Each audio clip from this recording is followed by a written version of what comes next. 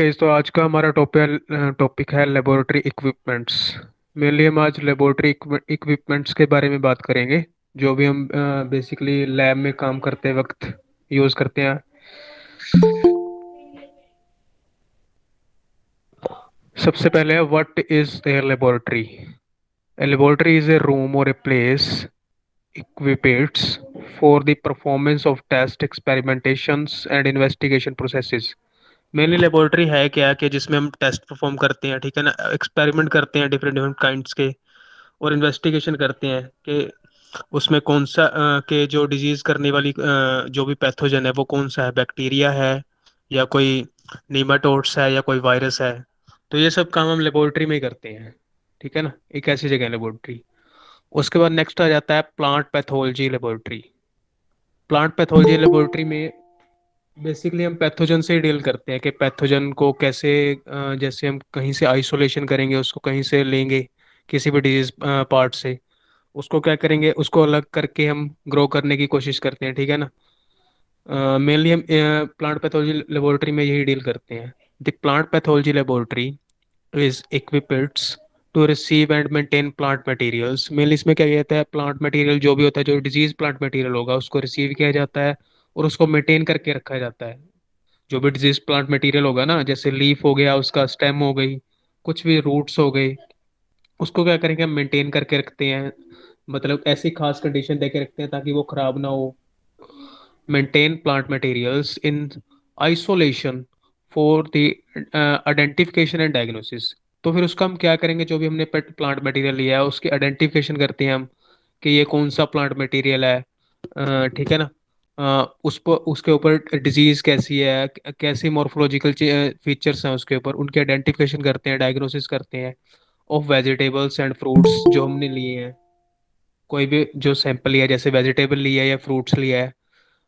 fruit crop disease caused by viruses, virus like bacteria, fungi, phytoplasma, insects, mites and nematodes। कि इनके द्वारा जो disease हुई है मतलब वो कैसी है, ठीक है ना, किस कारण से हुई है, उन सब की हम इन्वेस्टिगेशन करते हैं इसके अंदर। नेक्स्ट जो हम लेबोरेटरी को 5 पार्ट में डिवाइड करते हैं।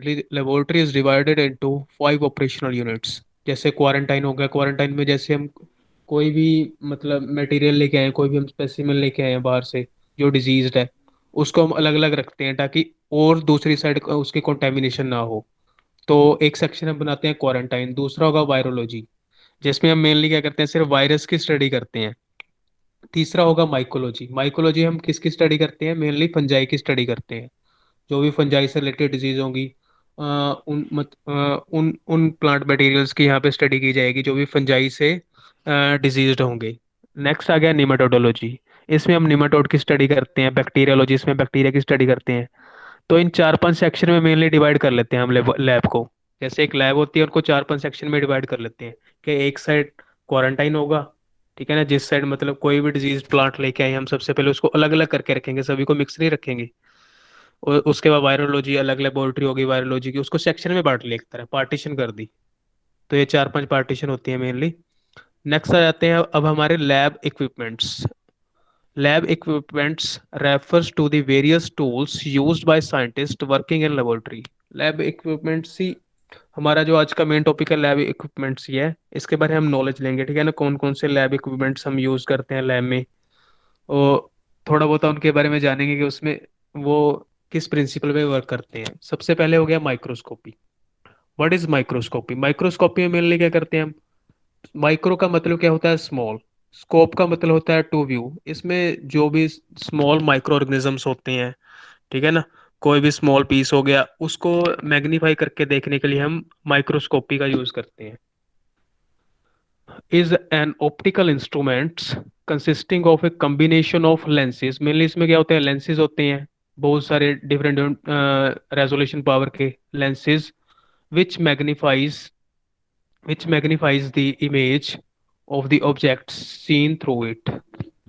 इसमें मैग्नीफाई करके देखते हैं इमेजेस को, ठीक है ना, जो छोटी छोटी होती हैं, स्मॉल होती हैं। It is used for the morphological study of very small organisms which are not visible by naked eye। जो भी हमें माइक्रो ऑर्गेनिज्म, कोई भी पीसीज होंगे जो नेक्ड आई से हम नहीं देख सकते, उनकी स्टडी के लिए हम मेनली क्या करते हैं, माइक्रोस्कोप का यूज करते हैं। आगे आपको ये तीन चार इमेजेस दी गई हैं डिफरेंट काइंड्स ऑफ माइक्रोस्कोप के। जैसे सबसे पहले हो गया स्टीरियो माइक्रोस्कोप, इसको हम कंपाउंड माइक्रोस्कोप भी कह देते हैं। इसमें मेनली हम क्या करते हैं, जो थोड़े बड़े पीस होते हैं ना, उनको मैग्नीफाई करने के लिए कहते हैं। जैसे आप फ्लावर फ्लावर के पार्ट्स को आपने मैग्नीफाई करके देखा होगा, वो जो आपने माइक्रोस्कोप से देखा होगा उसको कंपाउंड माइक्रोस्कोप कहते हैं। नेक्स्ट आ गया कंपाउंड लाइट माइक्रोस्कोप। या तो ये लाइट माइक्रोस्कोप स्कोप होगा, या इसके इलेक्ट्रिसिटी के थ्रू भी ये चलता होता है। नेक्स्ट आ गया ट्रांसमिशन इलेक्ट्रॉन माइक्रोस्कोप। इसी के एक टाइप है स्कैनिंग इलेक्ट्रॉन माइक्रोस्कोप। ये डिफरेंट काइंड ऑफ माइक्रोस्कोप है, ठीक है, अलग अलग टाइप के। नेक्स्ट आ जाता है हमारा इंक्यूबेटर। ये मेनली हम प्लांट पैथोलॉजी और माइक्रोबायोलॉजी की लैब में ही ज़्यादा यूज़ करते हैं इंक्यूबेटर का। एक दो चीज़ें हमें मिलेंगी, एक तो इंक्यूबेटर होगा, एक होगा हॉट एयर ओवन।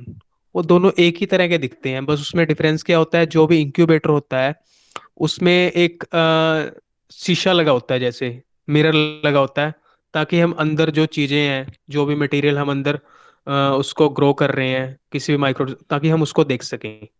वो तो होगा इंक्यूबेटर। और आगे आपको एक हॉट एयर ओवन भी आएगा, जिसमें क्या होता है, ये मिरर नहीं लगा होता। ठीक है जी। सबसे पहले हम इंक्यूबेटर की बात करते हैं। Is a device use to grow and maintain microbial culture. Mainly इसमें हम क्या करते हैं, जैसे हमने कोई भी ऑर्गेनिज्म को ग्रो करना है, जो हमने जैसे मतलब कोई हमारे पास मटेरियल आया, उससे हमने उस माइक्रो ऑर्गेनिज्म को आइसोलेट किया।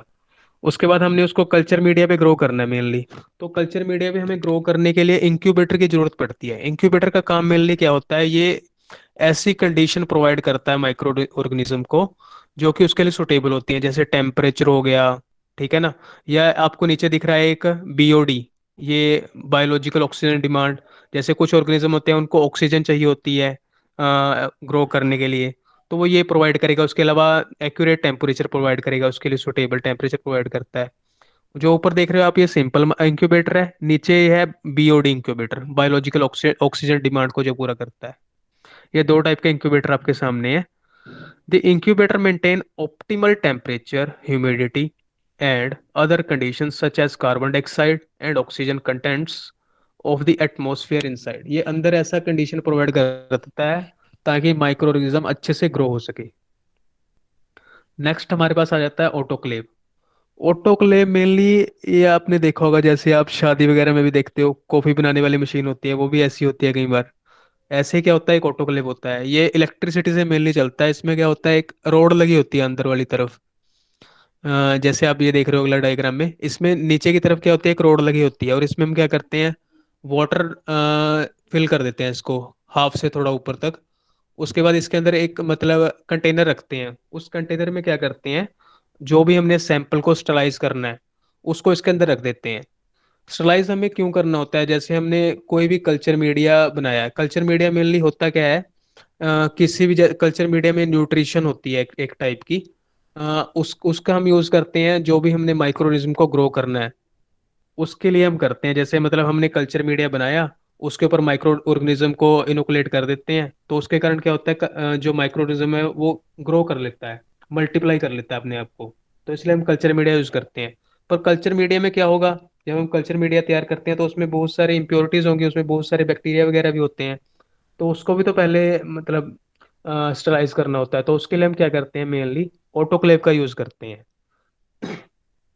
ऑटोक्लेव में मेनली हम क्या करते हैं, जैसे इसके अंदर रख देते हैं, ठीक है ना, एक कंटेनर के अंदर हम क्या रख देते हैं, कोई भी जैसे कल्चर मीडिया हमने या कोई और चीज भी हमने स्टरलाइज करनी है, जैसे कोट्स हो गए या सर्जिकल इंस्ट्रूमेंट्स हो गए, जितने भी, जैसे ब्लेड हो गया, ठीक है ना, उस उनको क्या करते हैं, हम इसके अंदर रख देते हैं। और इसके अंदर क्या होता है, स्टीम प्रोड्यूस होती है। फिर स्टीम के प्रेशर के द्वारा हम इसके अंदर क्या करते हैं, जो भी इंस्ट्रूमेंट होते हैं कल्चर मीडिया उसको स्टरलाइज करते हैं। तब हम इसके बारे में पढ़ लेते हैं। An autoclave is a pressure chamber. Mainly इसमें क्या किया किया जाता है, स्टीम के प्रेशर के द्वारा ही स्टरलाइज किया जाता है। Pressure chamber use to sterilise equipments and supply by subjecting them to high pressure saturated steam at 121 degree Celsius for around 50 to 20 minutes. Mainly 50 to 20 minutes ही हम ज़्यादातर रखते हैं किसी भी मटेरियल को स्टरलाइज करने के लिए। Depending upon the size of the load and the contents, के उसी के अकॉर्डिंग हम टाइम रखते हैं, जिस अकॉर्डिंग के हमारा सैंपल है जो भी हमने स्टलाइज करने के लिए यूज़ किया है। Use to sterilise culture media, mainly culture media को स्टलाइज करने के लिए यूज करते हैं, या डिस्कार्ड, जो भी जैसे हमने डिस्कार्ड करना है कोई भी मटेरियल, उसको ऐसे थोड़ा डिस्कार्ड कर देंगे कहीं पे, कि अगर हमने कहीं पे ऐसे डिस्कार्ड कर दिया उसमें माइक्रोऑर्गेनिज्म वगैरह हुए तो वहां पे ग्रो कर जाएंगे, वहां पे इन्फेक्शन कर देंगे किसी ना किसी को। तो इसलिए किसी भी मटेरियल को जो भी लैब वाला होता है उसको डिस्कार्ड करने के लिए मेनली हम क्या करते हैं, ऑटोक्लेव से पहले उसे स्टरलाइज कर लेते हैं। एंड अदर इक्विपमेंट्स, जो भी अदर इक्विपमेंट्स हो गए जैसे लैब कोट हो गया, ठीक है ना, उसके अलावा सर्जिकल इंस्ट्रूमेंट हो गए जितने भी, जैसे हॉस्पिटल वगैरह में भी यही यूज होता है ऑटोक्लेव ज़्यादातर। जैसे आपको ये छोटा दिखाया हुआ है, बहुत बड़े बड़े ऑटोक्लेव होते हैं स्टरलाइज करने के लिए। नेक्स्ट हमारे पास आ जाता है हॉट एयर ओवन। पहले हमने क्या देखा था, जैसे देखो, पहले हमने देखा था इंक्यूबेटर। अभी इंक्यूबेटर देखो, इसमें आपको दिख रहा है ना, मिरर लगा हुआ है। और नेक्स्ट है हमारा हॉट एयर ओवन। इसमें क्या होता है मेनली, ये बिल्कुल ही बंद होता है जैसे फ्रिज होता है हमारा। इसको भी हम क्या करते हैं, इसको भी हम स्टलाइजेशन के लिए यूज करते हैं। कुछ ऐसे मटेरियल होते हैं जिनको हम ऑटोक्लेव में स्टलाइज नहीं कर सकते, जैसे हो गया ग्लासवेयर्स हो गए। ग्लासवेयर्स क्या होंगे, मतलब उनको ज्यादा हीट देंगे तो वो क्या हो जाएंगे, मेल्ट हो जाएंगे, है ना। उसके अलावा पाउडर्स हो गए या ऑयल्स हो गए, उसको हम हॉट एयर ओवन के अंदर स्टलाइज, सॉरी, ऑटोक्लेव के अंदर स्टलाइज नहीं कर सकते। तो उसके उनको स्टलाइज करने के लिए हम क्या यूज करते हैं, हॉट एयर ओवन का यूज करते हैं। Device use to sterilise, sterilisation के लिए यूज होती है। Oven uses dry heat to sterilise. इसमें क्या होता है, मेनली ड्राई हीट होती है। उसमें क्या हो रहा था, मॉइस्ट हीट थी उसमें, ठीक है ना। उसमें स्टीम के द्वारा स्टरलाइज किया जा रहा था। पर इसमें कौन सी है, ड्राई हीट के द्वारा स्टरलाइज किया जाता है। It use to sterilise items that might be damaged by moist heat, जो कि मॉइस्ट हीट जो कि ऑटोक्लेव के अंदर होती है हमारी मॉइस्ट हीट, उसके द्वारा जो डैमेज हो जाते हैं, उनको डैमेज से बचाने के लिए हम किसका यूज करते हैं, हॉट एयर ओवन का यूज करते हैं। जैसे ग्लासवेयर्स हो गए, पाउडर्स हो गए, ऑयल्स हो गए। नेक्स्ट हमारा आ जाता है लेबोरेटरी रेफ्रिजरेटर। जैसे फ्रिज हो गया वही, बस ये थोड़ा ज़्यादा कूलिंग वाला होता है। Laboratory refrigerator is used for a wide variety of purposes such as maintenance and storage of stock culture between subculturing period। Mainly हम क्या करते हैं, जो भी मटेरियल होगा, उन जो भी स्टॉक करके हमने रखना है, स्टोर करके रखना होता है। हमने कुछ कोई मटेरियल बना लिया, कोई केमिकल बना लिया ऐसा जो कि नॉर्मल टेम्परेचर पे नहीं रह सकता, उसको हम क्या करते हैं, रेफ्रिजरेटर के अंदर रख देते हैं। नेक्स्ट क्या होता है, storage of sterile media to prevent dehydration. अगर कोई मीडिया मतलब उसकी डिहाइड्रेशन ना हो जाए तो उससे बचाने के लिए हम क्या करते हैं, रेफ्रिजरेटर का यूज करते हैं। Also used repository for thermolabile solutions, antibiotics and serums. इन सभी को भी हम किस में रखते हैं, रेफ्रिजरेटर में ही, अ, ताकि एक मतलब बाहर खराब ना हो जाए। तो इसके लिए हम किसका यूज करते हैं, रेफ्रिजरेटर का यूज करते हैं। नेक्स्ट हमारे पास आ जाता है सेंट्रीफ्यूज। सेंट्रीफ्यूज मशीन क्या होती है, मेनली इसमें हम, जैसे हमारे पास कोई भी लिक्विड्स हो गए, कुछ भी हो गया, उसमें से हमने क्या करना है, मतलब जैसे हमारे पास समझ लो एक बैक्टीरिया का सैंपल आ गया, तो उसमें क्या होगा, हमारे पास वो लिक्विड होगा ना, ऐसे थोड़ा होगा कि बैक्टीरिया ऐसे ही होंगे। तो अगर हमने बैक्टीरिया को सेपरेट करना है या किसी और मटेरियल को भी सेपरेट करना होता है, तो हम क्या करते हैं, पहले उसको मतलब किसी ट्यूब के अंदर लेके, और ट्यूब के अंदर लेने के बाद क्या करते हैं, इस सेंट्रीफ्यूज के अंदर क्या करते देते हैं, उसको इंसर्ट कर देते हैं। जैसे ट्यूब्स लगाने के लिए जगह बनी हुई है ना, इसके अंदर रख देते हैं। फिर क्या होता है, ये बहुत तेज स्पीड पे, जैसे इसकी स्पीड को हम कहते हैं आरपीएम में करते हैं, रेवोल्यूशन पर मिनट, उसमें बहुत तेज स्पीड से घूमती है।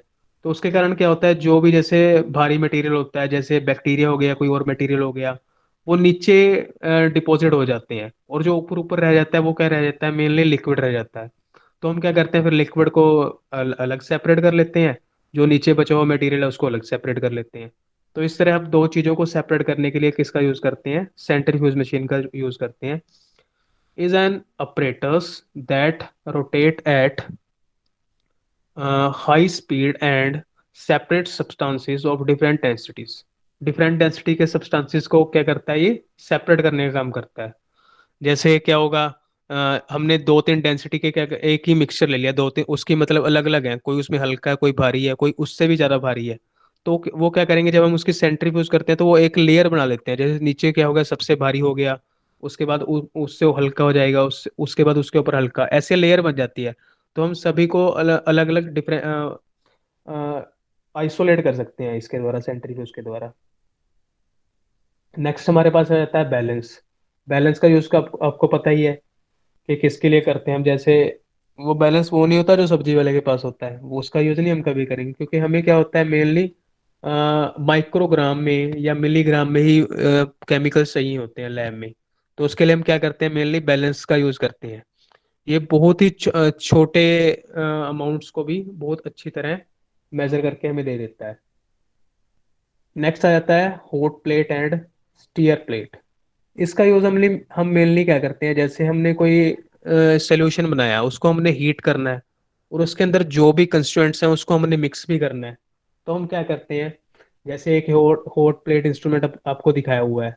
इसमें क्या करते हैं, एक तो दो स्विच होते हैं इसमें मेनली।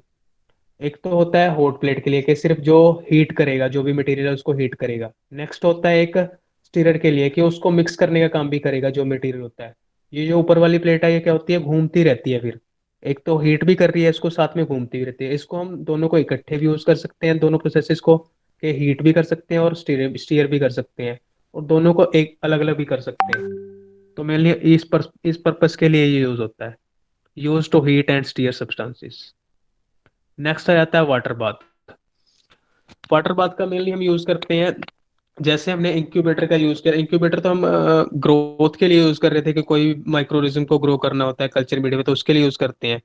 वाटर बाथ का मेनली हम यूज करते हैं कि जैसे हम कोई भी एक्सपेरिमेंट करते होते हैं, तो हमने क्या करना होता है, मतलब तो जैसे हमने कोई सोल्यूशन किसी के अंदर मिक्स किया, तो हमने कुछ टाइम के लिए उसको रखना होता है कि सुटेबल टेम्परेचर पे, क्योंकि हमारे इर्द गिर्द तो टेम्परेचर बहुत ज़्यादा है, कम होता है। तो हमने क्या करना होता है, इसके अंदर हम एक ऐसा टेम्परेचर मतलब मेंटेन कर लेते हैं, जैसे नॉर्मल टेम्परेचर मेंटेन कर लेते हैं, जिसके कारण क्या होता है, जो भी हम सोल्यूशन जैसे टेस्ट ट्यूब इसके अंदर रखी हुई है, तो उसको ऐसा टेम्परेचर मिल जाता है जिसके कारण वो रिएक्शन अच्छी हो जाती है उसके अंदर। मेनली इसके अंदर वाटर बाथ के अंदर होता क्या है, वाटर होता है और नीचे रोड लगी होती है, जो कि क्या करती है, वाटर को हीट करने का काम करती है। Is a device that maintain water at a constant temperature. Water को एक कांस्टेंट टेम्परेचर पे मेंटेन करके रखती है। उसके अलावा इसके अंदर और भी स्विचेस लगे होते हैं जो कि टेम्परेचर को मेंटेन करके रखते हैं कि कितना टेम्परेचर हमने रखना है। It is used in the microbiological laboratory for incubation. Mainly incubation का ही काम करता है। नेक्स्ट आ जाता है बायोलॉजिकल सेफ्टी कैबिनेट। इसको हम लैमिनार एयर फ्लो भी कहते हैं। इसको मेनली हम यूज किसके लिए करते हैं, कल्चर के लिए। कि जैसे आप ये सेंटर वाला डायग्राम देख रहे हो, इसमें क्या हो रखा है, जैसे टेस्ट ट्यूब रखी है कुछ, टेस्ट ट्यूब में क्या होगा, टेस्ट ट्यूब में जैसे इसमें कोई सोल्यूशन होगा, हमने कोई बैक्टीरिया बाहर से लेके आए हैं कोई भी, या कोई माइक्रोऑर्गेनिज्म बाहर से लेके आए हैं, वो एक टेस्ट ट्यूब के अंदर हम डाल के रख लेते हैं। उसके बाद नेक्स्ट क्या होता है, ये जो आपको फ्लास्क दिख रही है, इसमें क्या है, ये कल्चर कल्चर मीडिया एक तरह का। इसको क्या करेंगे, हम पेट्री डिश में पहले कल्चर मीडिया डाल देते हैं, फिर उसके बाद क्या करते हैं, जो टेस्ट ट्यूब में जो भी मटेरियल होगा, जो भी माइक्रो ऑर्गेनिज्म होगा, उसको एक प्लेटिनम लूप होती है, उसकी हेल्प से कल्चर मीडिया के अंदर इनोकुलेट कर देते हैं, ट्रांसफर कर देते हैं।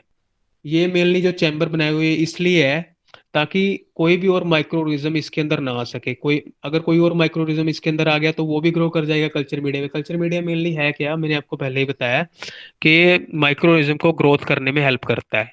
इसके अंदर डिफरेंट काइंड्स के विटामिन होते हैं, न्यूट्रिएंट्स होते हैं, फैटी एसिड्स होंगे, जो कि बैक्टीरिया को या कोई भी माइक्रोऑर्गेनिज्म को उसको ग्रो करने में हेल्प करते हैं। अगर ये ऐसे ही खुला चैम्बर हो तो क्या होगा, कोई और माइक्रोऑर्गेनिज्म भी बाहर से आ जाएगा, हमारे माउथ के थ्रू भी कोई और माइक्रोऑर्गेनिज्म आ सकता है। तो इसलिए क्या होता है, इसमें इतनी ज्यादा सिक्योरिटी यूज की जाती है ताकि कोई और माइक्रोऑर्गेनिज्म ना आ सके अंदर।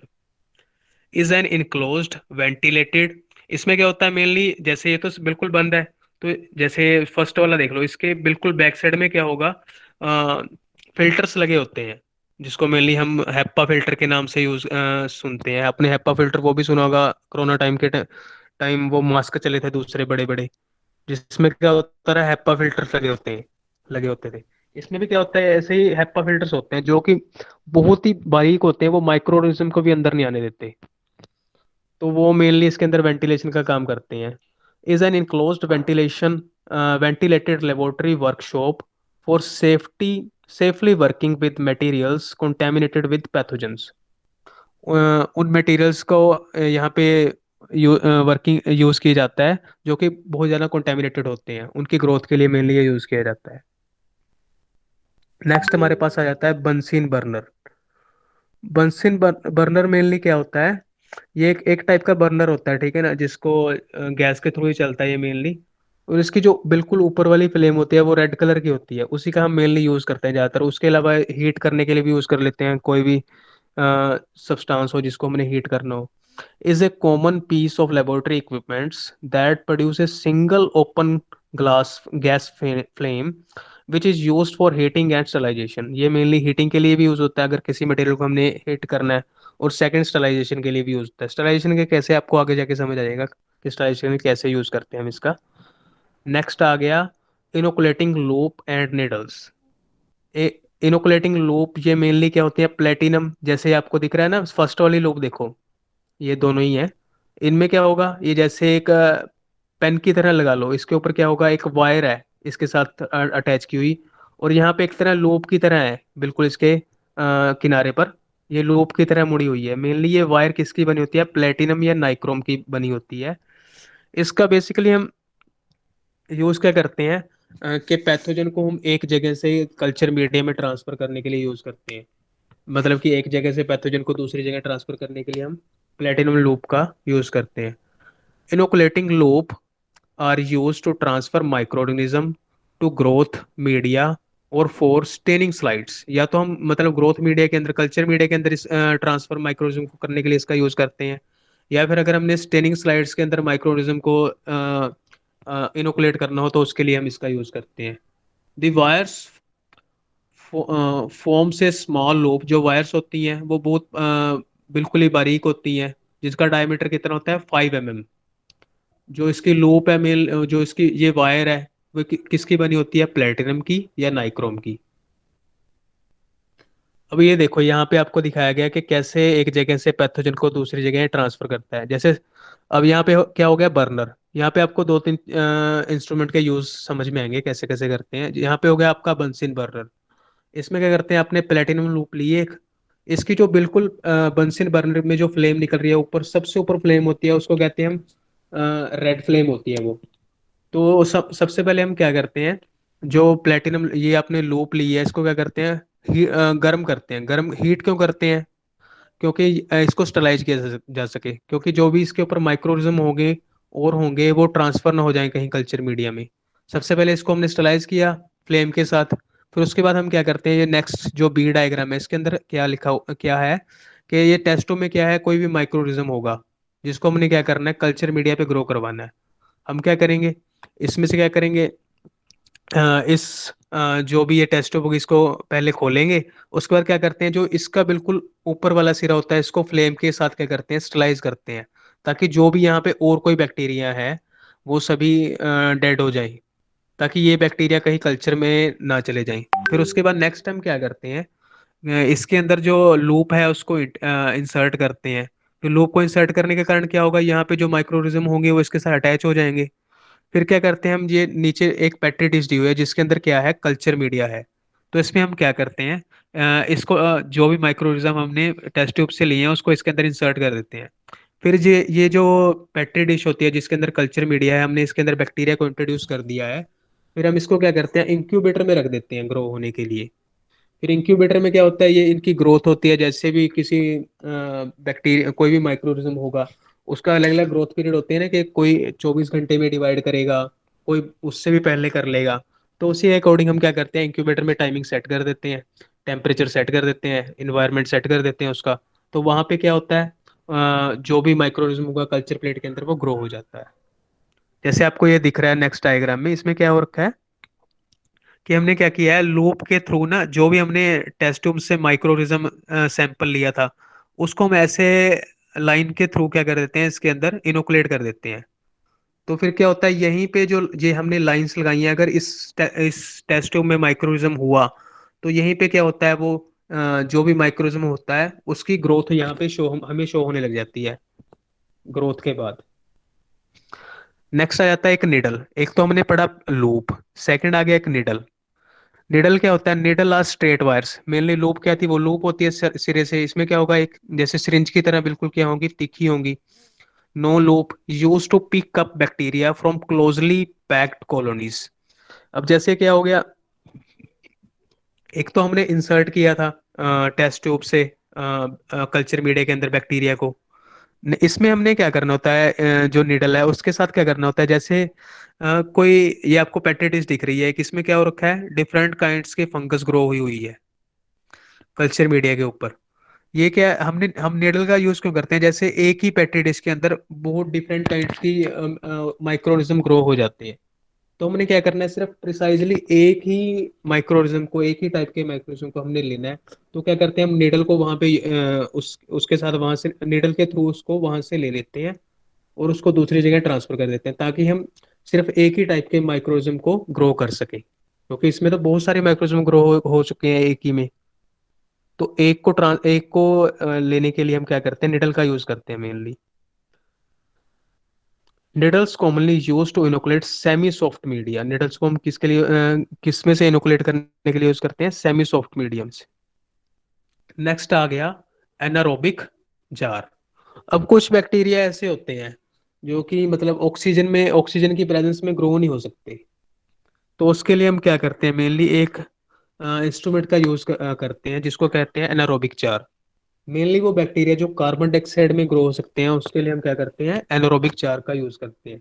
इसमें इस इंस्ट्रूमेंट के अंदर मेनली होता क्या है, इसमें जैसे क्या होता है, एक तो कार्बन डाइऑक्साइड का पैकेट रख देते हैं हम, जिसमें से क्या होगा, कार्बन डाइऑक्साइड निकलेगी। ठीक है ना। उसके अलावा एक इंडिकेटर रख देते हैं, ताकि हमें पता लगता रहे कि इसके अंदर कार्बन डाइऑक्साइड मेंटेन है या नहीं। अगर कार्बन डाइऑक्साइड मेंटेन नहीं रहेगी, तो वो माइक्रोनिज्म जो हमने ग्रो करने के लिए जो पेट्री डिश के अंदर रखे हुए हैं, वो ग्रो नहीं हो पाएंगे। is an instrument used in the production of an anaerobic environment. Anaerobic environment maintain करके रखता है ये instrument. This method of anaerobics is used to culture bacteria. Bacteria को कल्चर करने के लिए यूज करते हैं, which die or fall to grow in presence of oxygen, जो कि ऑक्सीजन की प्रेजेंस में डाई हो जाते हैं। तो उसके लिए हम क्या यूज करते हैं, एनारोबिक जार का यूज करते हैं। नेक्स्ट आ गए ग्लासवेयर से। आपको पता ही है, स्लाइड्स हो गए, माइक कवर स्लिप हो गए।